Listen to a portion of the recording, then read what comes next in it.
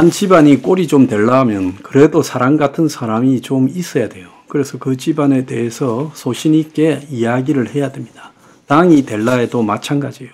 자, 국민의힘의 이 천목회라고 이번에 총선에 나섰다가 떨어진 또 당선된 30, 40대 20여 명이 모임을 만들었어요. 이 사람들이 14일 종로의 한 빌딩에 모여가지고 밤샘 토론에 들어갔다는 거예요. 그래서 14시간 밤샘 토론을 했대요. 그러니까 저녁 8시에 모여가지고 아침에 10시까지 했다는 거예요. 끝나고 해장국을 먹은 모양입니다. 그런데 거기서 나온 당의 총선 패배에 대한 지적이 공정상식 무너지는데 우리는 비겁하게 침묵했다. 자, 이런 말을 했다는 거예요.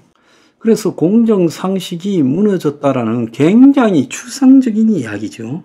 그래서 현 정부의 공정과 상식이 깨져 지금과 같은 상황이 발생했다. 그날 밤샘 토론 결과 중요한 패인이 이태원 참사의 공감 부재 정치를 보였다.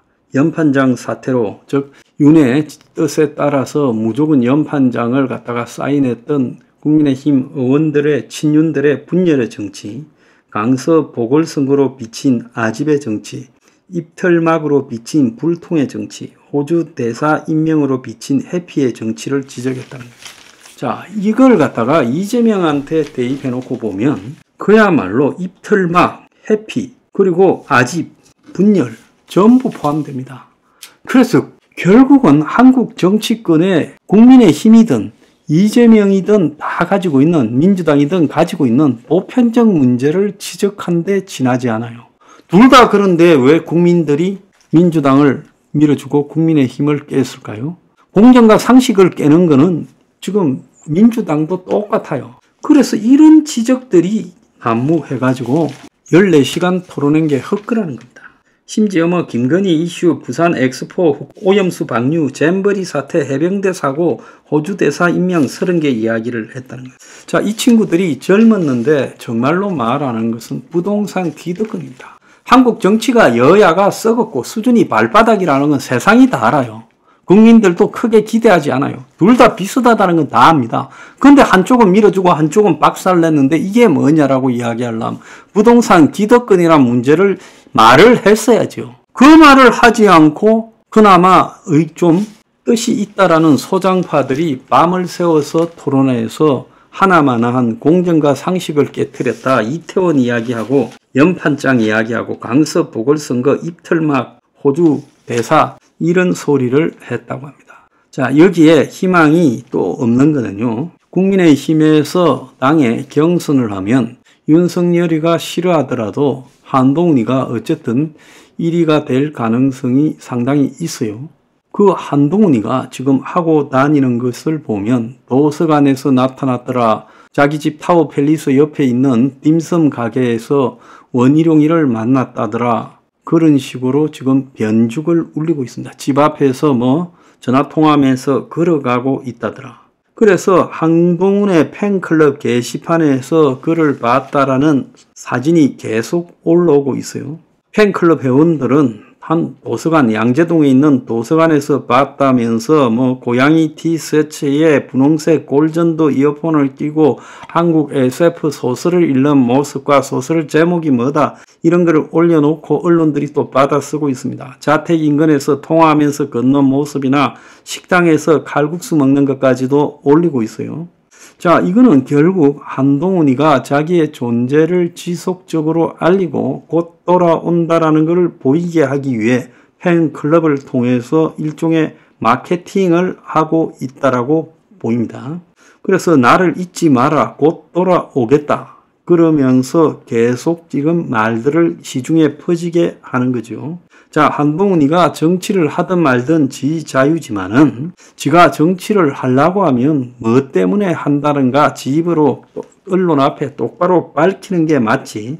이런 식으로 팬클럽 끼워가지고 지난번에는 국회 담벼락을 화환으로 채우더니 이제 사진을 여기저기 찍어서 올리게 이렇게 하고 있다. 이것도 틀려 먹은 거다는 겁니다. 그래서 비판을 하려면 대통령이 이러해서는 안 된다고 대놓고 비판을 해보든지, 한동훈이나 천목회는 그래도 못하잖아요. 자, 그래도 못하면 지금 벌어진 문제가 뭐라거나 그 문제의식만큼은 똑바로 가져서 부동산 기득권 때문에 패배했다.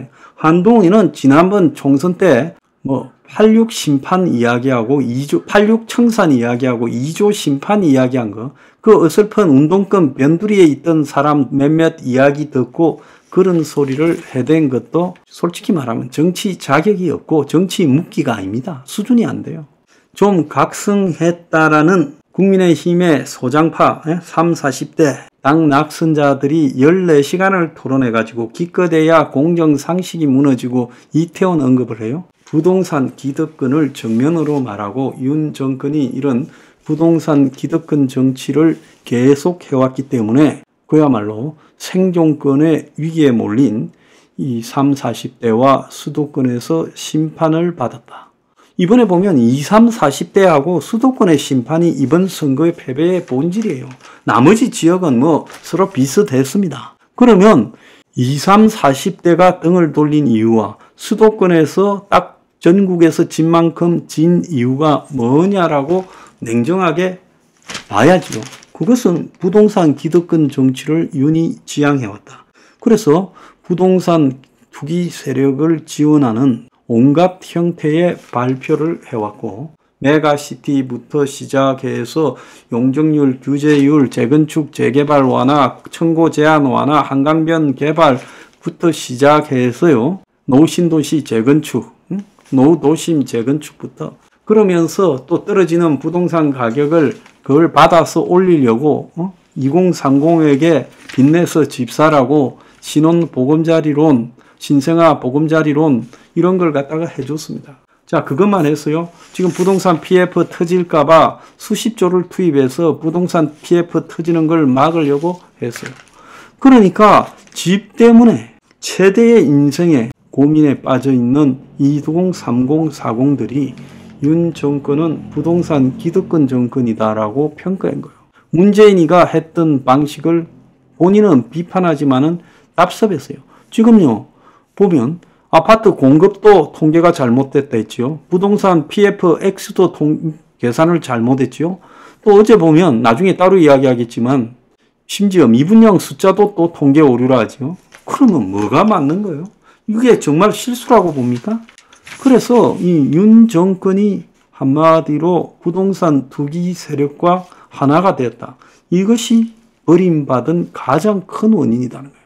그러면 이런 부분들을 지적해서 이 부동산 아파트 문제에서, 집 문제에서 이것을 투기의 수단이나 돈벌이의 수단이 아니라 필수 기본적 공공재에 가까운 그런 재화다라고 간주하고, 집을 어떻게 국가가 제공할 건가에 대해서 본질적인 고민을 우리가 해야 된다. 당이 그 입장을 바꾸지 않고는 수도권 승리가 불가능하다. 이런 이야기가 나와야 되죠.